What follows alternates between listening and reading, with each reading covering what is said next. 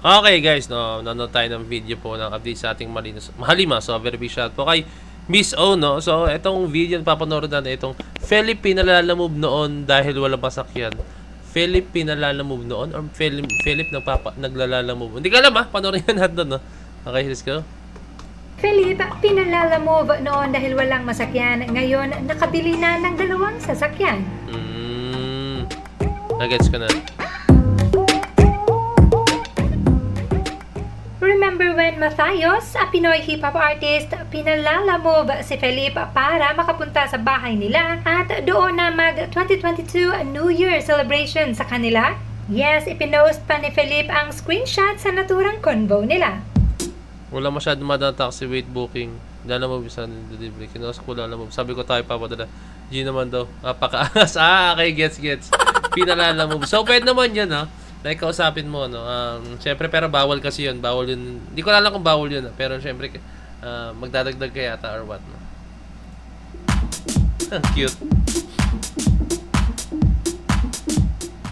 And now, fast forward to 2024, hindi na mamomroblema etong si Philip ng masasakyan dahil hindi lang isa kundi 2 na ang sasakyang nabili niya. Una niyang binili ang Ford Mustang na ngayon ay all black na at ang kanyang bagong Toyota Supra na kanyang ibinahagi sa kanyang IG story.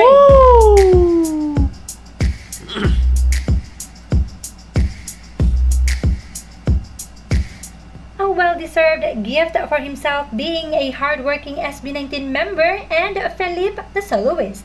Nako, baka may mga bashers na magsusulputan naman na alam niyo na. Kasi actually ito, share ko lang sa inyo. Natatawa ako sa ibang mga bashers na biglang magsasabi na, ay, umibili ka pa niyan. Sana pinulong mo na lang yun sa nasalanta ng ganito. Or sana donate mo na lang yun sa ganito. Ay, minsan nakikita ko yun guys as in sa ibang mga comments, minsan mga sa SB19, minsan sa ibang artist na. So, ito syempre, unahan ko na, baka may mag-comment na ganyan. Guys, tandaan nyo,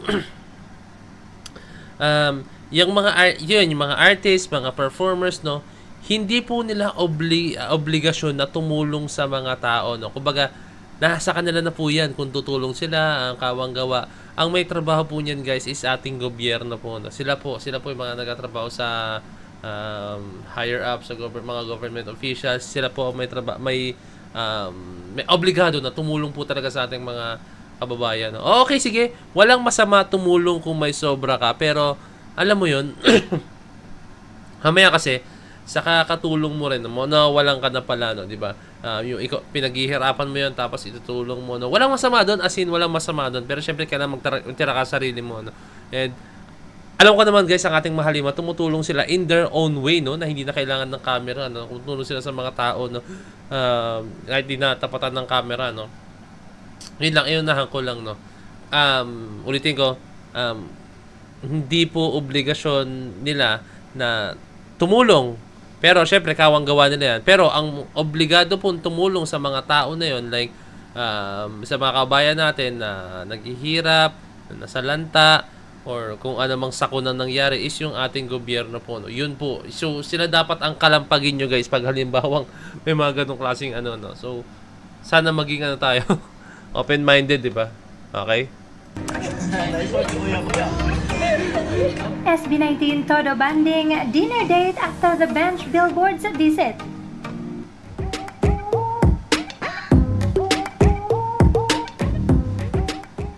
If you have not seen the SB19 latest TikTok yet, panoorin nyo na dahil tiyak na magiging paborito ninyo ito.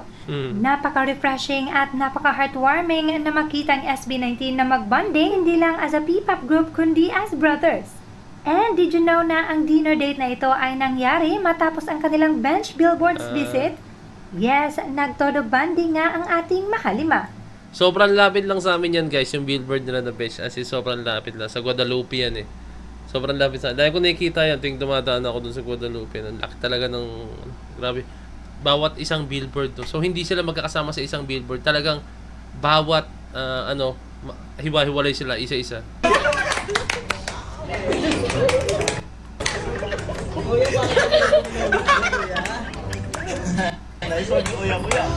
Saan to? Napakaswerte naman ng mga tao na nandito, no? Napakaswerte. Basta mga black card. Basta mga black card. Very good, kuya. Si Stella nagbayad. So may mga ganyan kasing game, no? Kunyari, bato-bato pick, tapos kung sino manalo or matalo or maiba siya yung magbabayad, no? Hindi pala 8. 18. Napatuloy siya. Ako na. Ay, yung pera sa amo, ginapikon, ginapala. Kapag amo, kwarta sa amo. Napakaswerte naman ng mga tao, no? Bakit? I think nagpa-picture na yung mga tao before pa mangyaring to, no? Pero kung ako, excuse me, kung ako nandyan, like, hindi ko sila like puputaktihin na magka-picture o agad, susugurin ko sila na pwede magka-picture habang kumakain sila. I think maghihintay ako ng time na pwede ko na silang pwede ako manghingi ng picture or ganun, no? Pero to the point na alam mo yun, yung parang maabala pati yung enjoyment nila, no? Talagang bonding moment nila. Talagang nakakaano yun, hindi ko alam kung tamang term na sabihin ko, pero parang nakaka-irita para sa part nila. No? Although naalam ko hindi ganun sila, no? Pero alam ko parang may ganung klaseng unting-unti lang naman, no? And gusto ko yung ganitong klaseng interaction, guys. Ganitong interaction, no? Walang masyadong umaan sa kanila. Walang masyadong lalapit na, picture po, picture, mga ganyan-ganyan, di ba? Hinahayaan lang nila mag-enjoy. Nakikita nyo.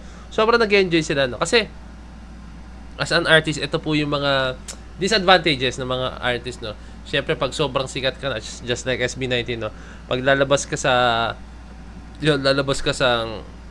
sa ano mo, sa bahay nyo, or kung sa hotel nyo, or kung saan man, talagang pagkilala ka is talagang wala ka ng privacy, no? Kasi siyempre, you're a very well-known individual na po talaga, no?